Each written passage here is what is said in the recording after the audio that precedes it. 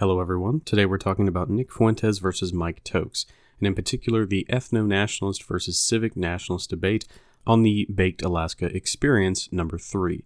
So if you haven't watched it, go check it out. But down below in the description I'll link you to 2 videos I've done previously on civic nationalism and why it will fail. I'd like to put particular emphasis on the other analysis of the debate between Nick Fuentes and R.C. Maxwell, because the exact same tactics applied there apply here as well. The civic nationalists do not have an argument against ethnic nationalists that does not devolve into endless strawmans and virtuous platitudes that can be easily disproven by some of the things that we talk about in the ethnic nationalist community. And of course, throughout this debate, Mike Tokes is not actually listening to what Nick has to say and responding to it.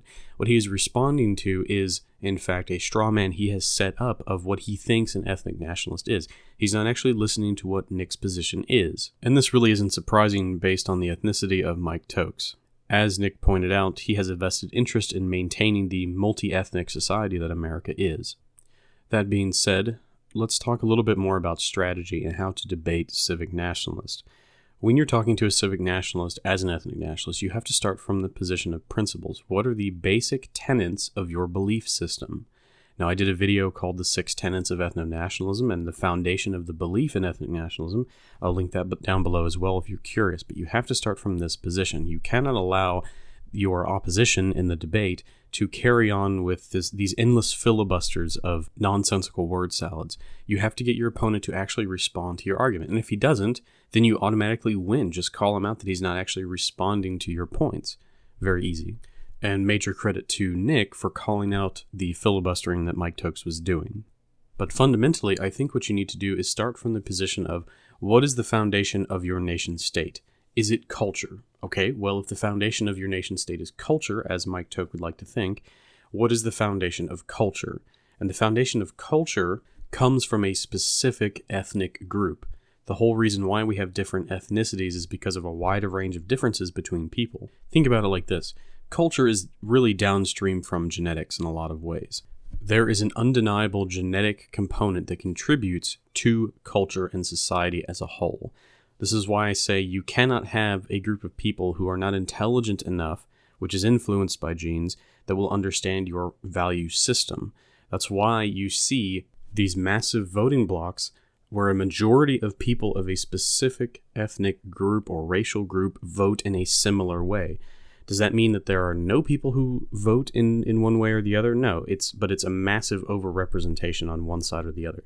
You would think if it was only down to culture, you would have a lot more influence, a lot more of a split between the different ideologies. But no, the majority of non-whites vote in a specific way, and that is for big government, socialist, leftist Democrats. So when Mike Tokes goes on and on about the Democrats are the issue, the leftists are the issue, well, who are the leftists? If you break it down by ethnic groups, there are specific groups of people who tend to vote in a majority leftist fashion. Now, is this up to propaganda? Is this up to cultural influence?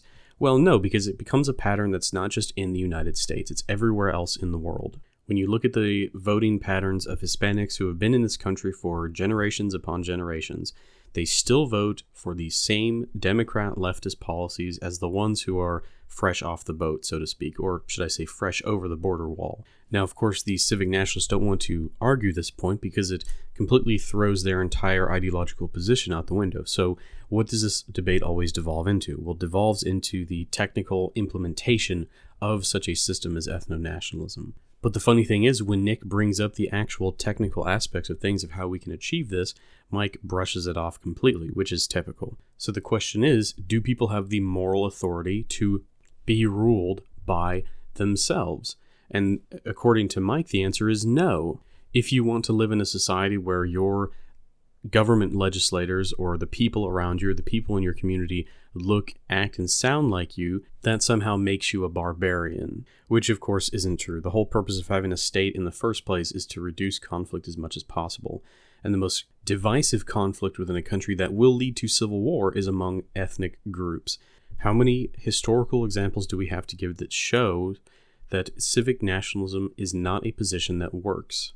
And until we're to the point where humans are not wary of outsiders as an evolutionary strategy, there is no point in having civic nationalism. It will lead to the collapse of empires or countries, or even as small down to the city level. You have these constant struggles between ethnic groups to maintain power in the state. I want my people to be in power because I do not want others to enforce their will or their culture onto me. And if that is somehow morally wrong, then I guess I don't have any morals then. There's not much else that can be said about debates like this unless I was to do a multi-hour live stream breaking down these points piece by piece. But I don't really have the time to do that right now, so I'll leave links to previous discussions I've had on topics such as this. Thanks for watching.